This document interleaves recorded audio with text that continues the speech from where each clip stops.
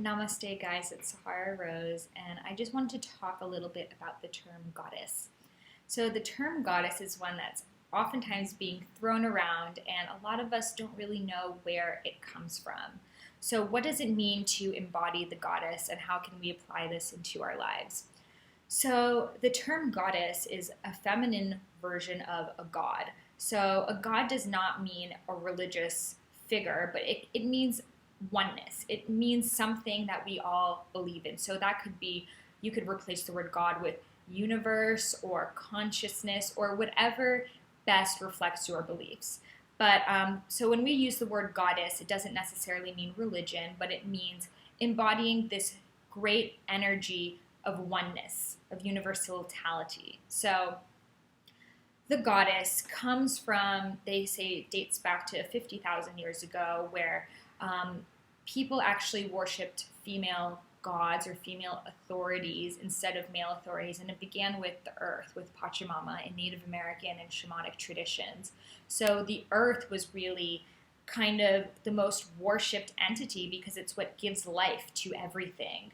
Mama Tierra, they say in Spanish. And the earth was really celebrated because the soil is what gives us food, which is what gives us nourishment. It's where our body goes and disintegrates, and it's really where the circle of life comes from. And this earth is humanity's womb, and we are all being constantly held by Pachamama, by Mother Earth, without even knowing her.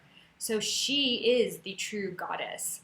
So embodying the goddess is embodying this oneness, this wholeness, this completion, this sense that you are a whole person, a human being, even beyond a human being, without the need of anyone else to make you feel like a whole. So a lot of times when we think of this feminine and masculine energy, we think, well, if I'm a female, I need a man to complete me. But it's finding that feminine and that masculine within thyself. So when we look at Mother Earth, she has very feminine qualities, that she's soothing and she's nourishing and she gives us life and abundance. And no matter how much we abuse her and pollute her, she continues to fruit and give us life and water and energy and radiance.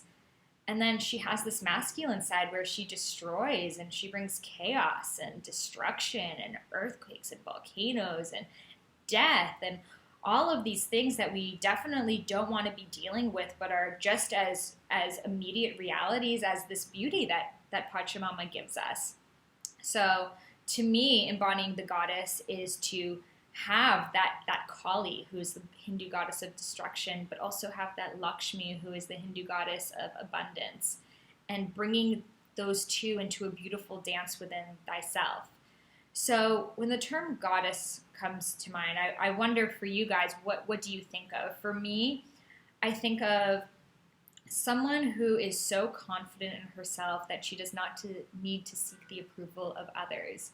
She is so sure of her own path and her own destiny, even if that might be something totally unconventional. It doesn't mean success in these Western and capitalistic views, but knowing that she plays a divine role in this world, in her planetary structure, and she's not afraid of dancing her dance, even if it is totally different than the music that she has been given to dance to. So, for example, for me, I grew up in a family that really cares about academic success. That's something very important to them. And for me as well, I always grew up as a really good student, and I always believed I would be an international humanitarian lawyer.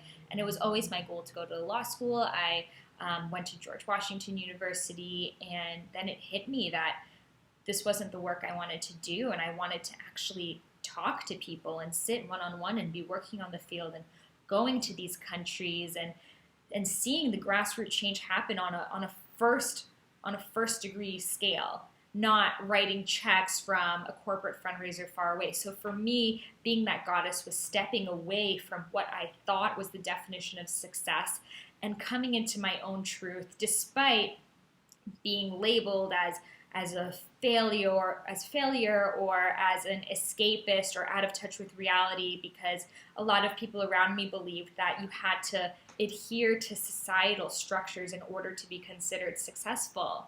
But my inner goddess told me, no, that's not what you were put on this planet to do. For many people, that is their truth. But for me, it is working one-on-one with you, whether it's sitting in front of my laptop or running a workshop or a retreat.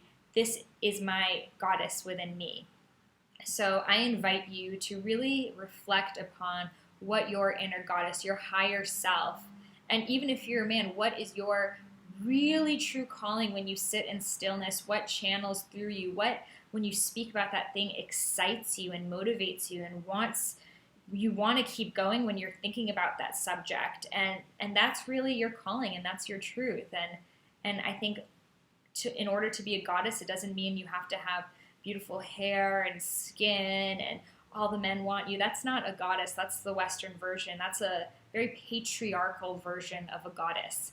And I think with this goddess work, a lot of people are confused. They think, oh, to be a goddess means I have to be this sexy Lakshmi dancer. And it's like, no, that can be a goddess. That's an archetype of a goddess, but that's not the total goddess. The goddess is also a warrior. A goddess is also a thinker. A goddess is many, many things.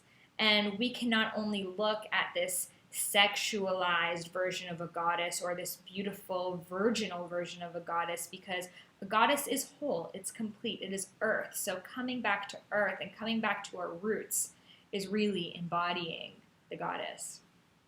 I invite you to share your journeys and share with me what your inner goddess is channeling to you. Namaste.